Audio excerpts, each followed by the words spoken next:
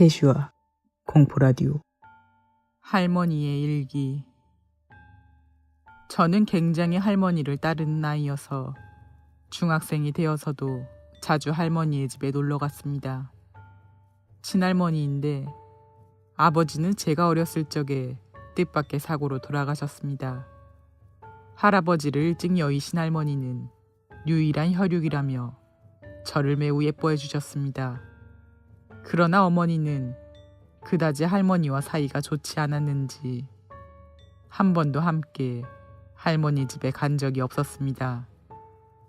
저는 매주 일요일 오전 중에는 할머니와 신사에 참배하러 가는 것을 일가로 삼았습니다. 매우 신앙심이 깊었기 때문에 비가 오는 날에도 꼭 갔고 아버지가 돌아가신 지 얼마 안 되었을 때도 거르지 않았습니다. 할머니와 잡은 손은 정말로 따스했고 저는 참배가 정말 좋았습니다. 할머니는 언제나 손을 모으고 깊이 고개를 숙이고 꽤 오랜 시간 눈을 감고 기도했습니다. 저는 언제나 간단한 기도만을 하고 할머니의 진지한 옆얼굴을 바라봤습니다. 끝난 뒤에 언제나 무슨 기도했어? 라고 물어봤는데 할머니는 싱긋 웃을 뿐이었고 한 번도 답해주지 않았습니다. 저는 딱히 신경 쓰지 않고 매번 집 가는 길에 사주시는 아이스크림을 기대하며 할머니와 수다를 떨며 집에 갔습니다. 화제를 갑자기 바꾸자면 저는 어렸을 때부터 영적 능력이 강해서 언제나 영적 현상에 시달렸습니다. 매일 가위 눌림을 당하고 잠들지 못해 불면증에 시달렸습니다. 잠들어 있어도 다리를 만지거나 배를 바늘 같은 것으로 찌르는 등 해마다 심각해져 갔습니다. 어머니와 영능력자한테도 몇 번인가 가봤지만 비싼 돈을 요구했고 거기다 무슨 짓을 해도 효과가 없었기 때문에 이미 저도 포기하고 있었습니다. 중학교 3학년이 되었을 무렵에는 더더욱 영적 현상이 심해져서 교통사고도 몇 번이나 당했고 밤마다 되풀이되는 과잉 울림이나 영이 보여주는 환상 같은 것, 밥 위에 머리카락이나 벌레가 얹어져 있는 것 등으로 정신이 피폐해져 등교 거부를 하게 되었습니다. 할머니는 어머니가 일 때문에 나가 있는 시간에 집에 와서 언제나 손을 잡아주셨습니다. 할머니와 있는 시간이 저에게 있어서 유일하게 평온한 시간이었습니다. 어머니는 일 때문에 기가가 늦어 그다지 말을 할 시간이 없었습니다.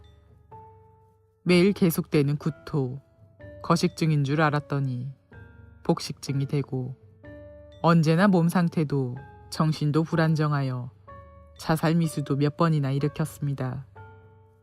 그때마다 실패했고 살아있는 것은 괴롭지만 그렇다고 죽지는 못하는 최악의 상태가 계속되었습니다. 할머니와의 참배도 갈 수 없게 되었습니다. 중학교를 졸업하고 곧바로 유일한 버팀목이었던 할머니가 돌아가셨습니다. 저는 펑펑 울었습니다. 한동안 할머니가 쓰셨던 방에 틀어박혀 할머니가 입으셨던 옷 등을 끌어안고 우는 날들이 계속됐습니다.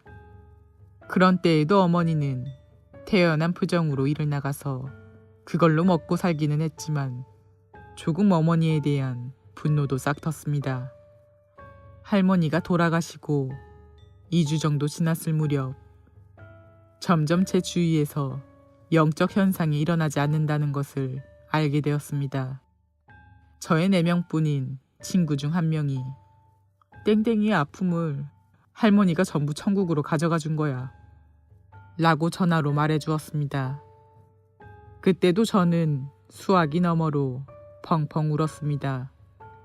1년 후에는 영적 현상이 완전히 사라져서 정신도 몸 상태도 회복한 저는 통신고등학교에도 갈 수 있게 되었고 알바 동료들에게 격려받으며 즐거운 날들을 보냈습니다. 할머니 집을 빼게 되었기 때문에 저는 짐을 정리하러 갔습니다. 이제 마음도 안정되었고 매일 성묘를 가고 있었습니다. 벽장 속을 정리하니 할머니의 낡은 일기장이 몇 건인가 보자기에 둘러싸여 나왔습니다. 그 일기는 매주 일요일에 써져 있었습니다. 저는 일기를 읽고 아연실색했습니다. 우선 첫 페이지는 아버지가 죽은 날이었습니다. 뜻밖의 사고라고 들었지만 사실은 자살이라고 써져 있었습니다. 원인은 어머니의 바람 때문이었다고 합니다. 충격이었습니다. 눈물이 나왔습니다. 그러나 다음 페이지를 넘겼을 때 순식간에 온몸이 차가워졌습니다. 거기에는 할머니가 품은 저에 대한 분노가 적혀 있었습니다. 끄트머리에서 끄트머리까지 한가득. 제가 불륜상대 사이에서 태어난 아이라는 문장으로 시작해 죽이고 싶다, 죽어라 등의 말이 적혀 있었습니다. 지금까지의 할머니와는 전혀 다른 얼굴이 그곳에 있었습니다. 제가 고통스러워하며 죽기를 신사에서 빌고 있었던 겁니다. 그렇게나 오랜 세월, 매주 오랜 시간 곁에 있는 어린 제가 저주받아 죽기만을 한결같이 계속해서 빌어온 겁니다. 할머니가 열심히 기도한 게 이루어진 건지 저는 정말 고통받았습니다. 그리고 할머니도 고통스러워하면서 돌아가셨습니다. 일기는 태웠습니다. 오랜 세월이 지난 지금도 잊을 수 없는 사건입니다. 아무에게도 말한 적은 없습니다.